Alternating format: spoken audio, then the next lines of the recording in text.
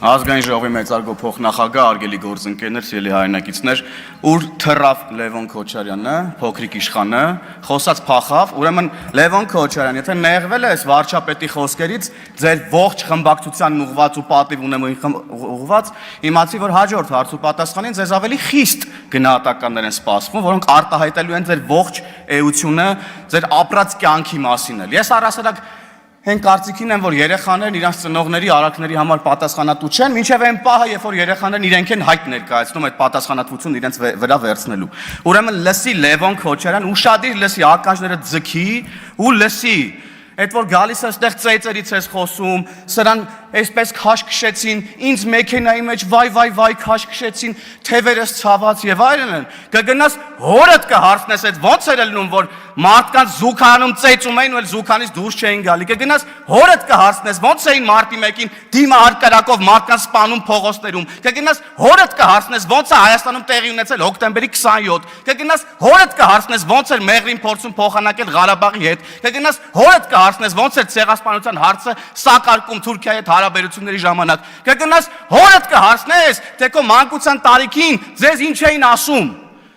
Մեր Հայաստանի Հանրապետության շարքային ազնիվ քաղաքացիները ում թալանում էի առավոտից իրիկուն։ Մի հատ էլ եկել այստեղ ժպիտով, ասում եմ մեզանից ապօրինի գույքեր են, դու մարդիկ կարդում չի ավարտվում է ձեր ապօրինի գույքը, արա։ Հազարավոր մարդկանց կյանքի փող եք լափել ու կերել։ Հանգստացի պարոն Մինասյան, նստեք տեղներդ լսեք, մի գնացեք, խոսալ գնալով չի ընդհանրապես։ Ուստեղ եկել ասում եք մենք չենք կարա խոսանք, չեք կարա խոսակ, ով եք դուք որ խոսակ ընդհանրապես Հայաստանի Հանրապետությունում կոռուպցիայից, մարդու իրավունքների խախտումներից, թալանից, կառավարումից, ով եք դուք ընդհանրապես։ Ձեր կառավարումը տեսանք, հեղափոխությունից հետո մի ամիս էլ չհասցրեցիք աշխատել, ձեր ապիկարությունը տեսանք, վարչապետը հրապարակային դες դուրս է շպրտել կառավարությունից, շպրտելա դուրս ձեզ կառավարությունից։ Այդ է մեր վերջնական եւ հստակ գնահատականը ձեր կառավարման ընդհանրապես եւ ձեր էությանը։ Զզվեցիք թողիկ արդեն իսկականից։ Ձեռեք արել է ժողովրդին։ Այո, ապօրինի գույքի բռնագանձման ինստիտուտը անելու համար մեզ 3, 4, 5 տարի ժամանակ է պետք գալի։ 3 տարի ժամանակ է պետք եղել։ Հիմա մտել է ընթացքի մեջ այդ ապօրինի գույքը ու հատիկ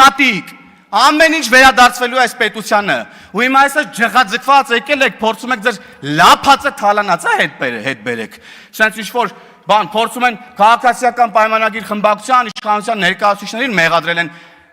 բոլոր կերած բաներում ինչ-որ իրանք են արել։ Ով եք դուք ընդհանրապես։ Այո, վարչապետը ասել է լավ արե էլի անելու։ Մենք էլ ենք անելու, ամբողջ ժողովրդի առաջ հրապարակային ձեր երեսը ցույց տալու ով եք դուք, ով եք եղել ընդհանրապես եւ ուր եք գնում։ Հերիք էլա բոլ եղավարդը։ Հայ քեզ բան, մի հատ այստեղ Լևոն Քոչարյանն է, գալիս է բան դեմքով մարդու իրավունքների պաշտպանի դեմքի արտահայտությամբ ելույթներ է ունենում։ Լևոն Քոչարյանը մարդու իրավունքների փոքրիկ իշխանն է, լավ ասաց գործընկերուհիս։ Տղա ջան, ասեցի, բոլոր այդ հարցերից պատասխանները կգնաս հորդ կհարցնես։ Ինքդ քո մեջ կվերլուծես ինչի ես եկես տեղ, ինչպես ես օգտագործվում եւ այլն, հետո նոր խոսանք մնացածի մասին։ Վերադառնալով մարդու իրավունքների առասարակ քննարկմանը, ընդդիմությունը ամեն մարդու հնարավոր բոլոր իրավունքները ասպատակում է ուղղակի։ Հիմա էլ ընկել են կրթվելու իրավունքի հետևից, նայեք, դաշնակները իրանց կոալիցիոն կառավարման ժամանակ օկուպացրել էին ամբողջ կրթական համակարգը, պատմության ֆակուլտետներ, դպրոցներ, պատմության գրքեր, որ թաքցնեին ժողովրդից իրենց իրական դեմքը, որ օրինակ իրանք Օսման դաշնակներ են, որ օրինակ հիմա իրանք Օսման դաշնակների հետնորդներն են, եկել են ստեղ ավարտին հասցնեն ըստ էության, ուրեմն Դավադիր, հələ հանգստացի դու մի հատ Թադևոս Ավետիսյան կամ Ավետիս Թադևոսյան, հանգստացեք ու իմ ելույթի ժամանակ ընդհանրապես տեղից խոսանք, չափերի մասին գնահատականը տվեք ձեր չափերը ցույց կտամ էսա ես քեզ։ Անցնելով առաջ։ Հնարավոր բոլոր իրավունքները ցած փորձում են ոտնահարեն։ Կրթվելուց խոսում ես, գալիս ասում են, խանգարեցես Թադևոս Ավետիսյանը միտքս կտրվեց։ Հա, օկուպացրել էին ողջ, ուրեմն կրթական ոլորտը, որ իրանց էս դավադիր, դավաճան դեմքը թաքցնեն ժողովրդից, որ դրա քողի տակ ուրեմն իրանց քաղաքական նպատակներ իրականացնեն, կրթեն սերունդ, որը չի գալու իրանց հետևից, որովհետև չգիտի իրանք ինչ են արել։ Մենք եկել ենք, ասում ենք իրանք ինչ են արել, պատմության դասագրքերում գրելու ենք հայ ժողովրդի պատմության բոլոր դրվագները, որին որ պետք է հայ ժողովուրդը ծանոթ լինի, որպեսզի մենք ելնենք ուրեմն իրական փաստերից եւ ապրենք եւ մեր ապագան կառուցենք իրողությունների վրա։ Իրական Հայաստան կառուցենք, այո, սիրելի գործընկերներ։ Մյուս իրավունքը, որ ասպատակում են ուրեմն այս ընդդիմադիրները, օրինակ խոսքի ազատությունն է եւ լրագրողների իրավունքներն են առասարակ։ Մի հատ թթու բառ ասես լրագրողներին, վայ, կգան պլակատներով ստեղ կկապեն։ Ամենայն հարգանքով բոլորիդ նկատմամբ սիրելի գործընկերներ, ես էլ եմ լրագրող եղել։ Մի հատ թթու բառ ասեն, գիտես ինչ կանեն։ Էլ չեմ պատկերացնում, նյութեր կգրվեն, էլ չեմ ասում ինչ վերնագրերով եւ այլն եւ այդպես շարունակ, բայց որ օրինակ ընդդիմադիր падգամավորը գալիս է ասում է, որ լավ լրագրող լինեիք, կներեք այս ժողովրդական խոսքից, լավ լրագրող լինեիք, դուք էլ 4 հատ տուն կունենայիք։ Այսինքն էս ինչ ես ասում։ Տիկին Թագուհի Թովմասյան, հարգելի լրագրողներ, դուք նորմալ եք ընկալում ես, հարցեր չունեք Թագուհի Թովմասյանին, դուք ընդհանրապես, դուք լավ լրագրող չեք։ Ես կարծում եմ, որ դուք լավ լրագրող եք։ 3-4 հատ տուն ունեք Երևանի կենտրոնում, հա? Օրինակ Տիկին Խամոյանը ունի, բան չունի, մյուս ընդդիմադիր նախկին լրագրողը ասելու Թագուհի Թովմասյանին։ Տիկին Թովմասյանը դից ծառայությունների դիմաց եք 3-4 հատ տուն արել Երևանի կենտրոնում, մի հատ էլ երեսով եք տալիս այն լրագրողներին, ովքեր 3-4 հատ տուն չունեն։ Այ քեզ բան։ Էսա ձեր պատկերացումն առհասարակ մարդկային փոխհարաբերությունների, աշխատանքային փոխհարաբերությունների, ձեր խմբագրության լրագրողները ձեր ստերուկներն են։ Հա? Լավ լրագրողներ են ձեր խմբագրության լրագրողները։ Մարդա 4 հատ տուն արել եք իրանց համար, նենց փող տվել եք իրանց, որ մարդա 4 հատ, ինչեր եք խոսում ընդհանրապես։ Եվ պարոն Եղոյանը շատ ճիշտ է ասում, լրագրողական լրատվամիջոցների հաշվետվություններ կան, հələ մի հատ հրապարակեք, տեսնենք այդ որտեղից ձեզ այդ գումարները։ Եվ ես պետական կառույցներին նաև կոչ եմ անում եւ պահանջում եմ բացել ուրեմն լրատվամիջոցների մասին օրենսդրությունը ու կարդալ եւ հասկանալ, որ եթե կան լրատվամիջոցներ, որոնք հաշվետվություն չեն ներկայացրել, նրանք կարող են նաեւ չհավատարմագրել լրագրողներին։ Հարգելի պետական կառույցի համապատասխան բաժինների գործընկերներ, հետևեք օրենքի տառին եւ պահանջին, խնդրում եմ։ Եվ սիրելի լրատվամիջոցներ, մեր հանրությանը ասեք, ձեր եկամուտները որտեղից են,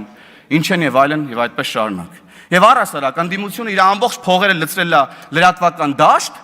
լրատվական դաշտը լցրել է լրատվության հետ կապ չունեցող մարդկանցով ու փակել է դուռը այն մարդկանց համար, ովքեր ուզում են գալ եւ զբաղվել ռեալ լրագրությամբ, օգուտ տան պետությանը, բուֆեր լինեն քաղաքացիների եւ իշխանության միջև։